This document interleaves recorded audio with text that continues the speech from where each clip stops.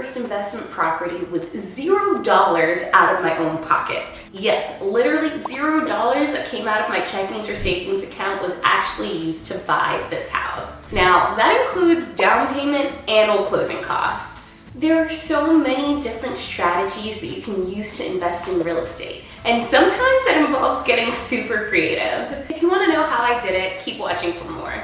Please note that all of the tactics that I used are available to so many different people. It's just looking at how to get creative and how to best leverage your money in order to get the highest return. Hello and welcome to the Wanderlust host channel. My name is Olivia Tati and I am a short-term rental specialist and world traveler on a mission to inspire you to invest in real estate and travel the world. My goal is to build a community of like-minded millennials who've spent years stifling their creativity, break free, and take control over their lives.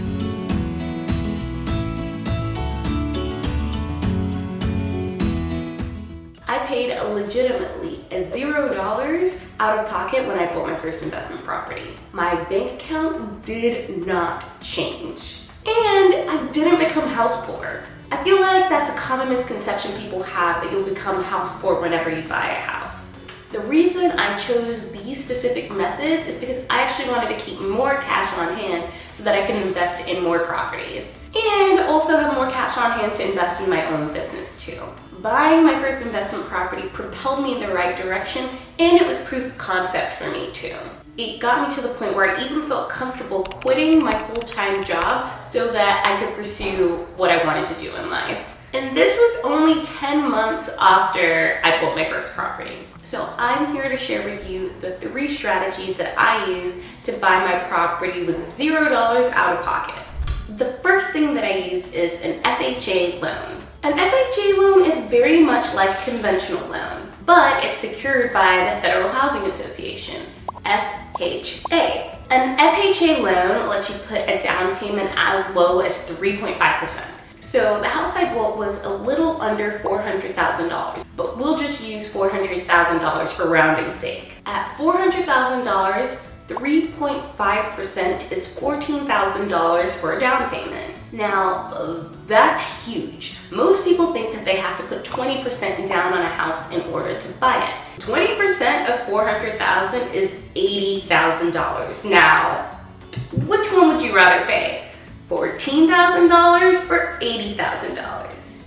Yeah, I picked the $14,000 as well. With conventional loans, you can actually put as little as 3 or 5% down, but that's usually only for a single family home. If you're buying a duplex, you usually have to put at least 15% down. So whenever you're buying a small multifamily, so anything from 2 to 4 units, an FHA loan is definitely the way to go. Note that with an FHA loan, you do have to live in the property for at least a year. So it's perfect for house hacking. And if you want to know more about house hacking, I created a video about that, and I'll make sure to put the link in the captions. That being said, an FHA loan obviously comes with its drawbacks. It's not going to be the most perfect loan in the world. It usually has an ever so slightly higher rate than a conventional mortgage, meaning that your monthly payment is probably going to be a little bit higher. Additionally, if you're putting as low as 3.5% down, you're going to have to pay PMI, which is private mortgage insurance, which once again, it will probably increase your monthly payment. And for FHA loans, that PMI will actually stay on for the life of the loan, whereas for a conventional mortgage, it actually pulls off whenever you get to 20% equity in the property. Another thing is you can only have one FHA loan at a time. So if you want to use an FHA loan again, you're going to have to refinance out of that mortgage and get a new loan on that property so that you can reuse your FHA loan. That being said, it is such a great way to get into purchasing small multifamily properties that you can house hack, and meaning you live in one side of the property and then you rent out the other units. And don't forget, if you're finding this information to be useful, I would really appreciate it if you click the like and subscribe button and the little bell notification button. The more support I get for this channel, the more I can help other folks invest in real estate, live their best life, and travel the world as well. Now, the second method that I used to buy my first investment property with $0 out of pocket was I became a realtor. Okay, but how is that actually helpful, right? As a realtor, I actually make commission off of my personal property that I buy or sell. So what I actually did, instead of taking the commission and pocketing it, I actually rolled that commission into my closing costs, so it decreased the amount of cash out of pocket that I had to come to the closing table with. I got about $8,000 worth of commission that I rolled into my closing costs. Now, different brokerages are gonna have different rules, so make sure if you are a realtor that you check with your brokerage to see what their specific rules are with regards to personal properties or personal transactions. Some realtors have also used their commissions as a negotiation tactic, so there's so many different creative ways that you can use in order to leverage that commission. Now, you don't need to be a realtor to invest in real estate. I actually recommend that most real estate investors don't get their real estate license. If you don't plan on actually buying or selling any houses, it's kind of a waste. Being a realtor is really hard, and having your real estate license comes with recurring yearly fees. So it might not be the hassle if you don't plan on being an active real estate agent. But personally, I was able to find it super useful and use it to my advantage. And it helped me purchase my property with completely $0 out of pocket. The third and final method that I used is I used a 401k loan to finance the rest of the costs. As I told you before, the property was $400,000. I used an FHA loan and put 3.5% down, so my down payment on the property was $14,000. But then there's also additional closing costs that come into that, so you've got your lender fees, your title fees, your inspections, your appraisal, a bunch of different other fees that are rolled into what's called your closing costs. And my closing costs were about an extra $10,000, meaning that overall my cash to close was supposed to be $24,000.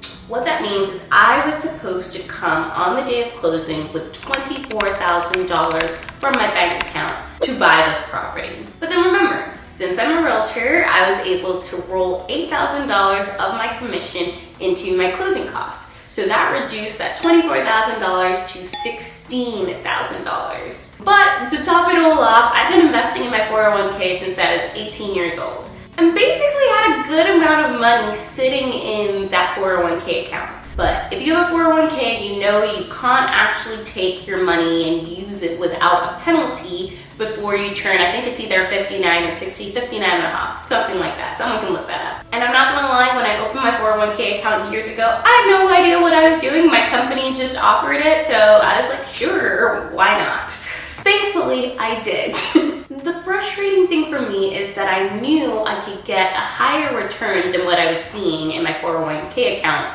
by investing in real estate. But I also didn't want to pay the penalty for taking my money out ahead of time. So I asked the question, how can I take this money and put it to good use? And how can I use it to help me get to financial freedom? And thus, the idea of using a 401k loan was born. Basically, all that means is I took a loan out of my retirement savings, which was money that I couldn't use before, and I pay it back to myself over time. The loan payments and interest payments literally go back into my account.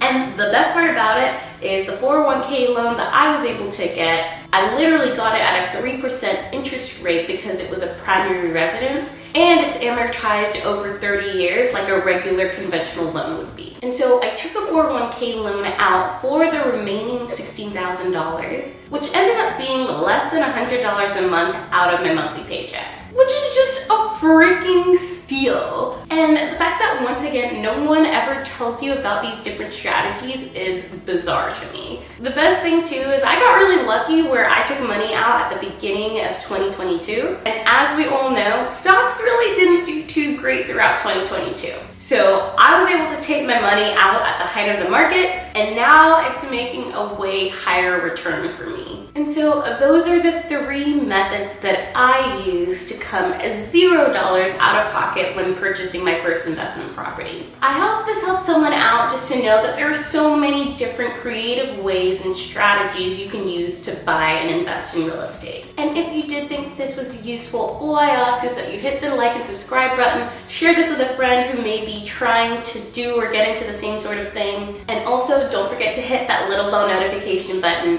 Until next time.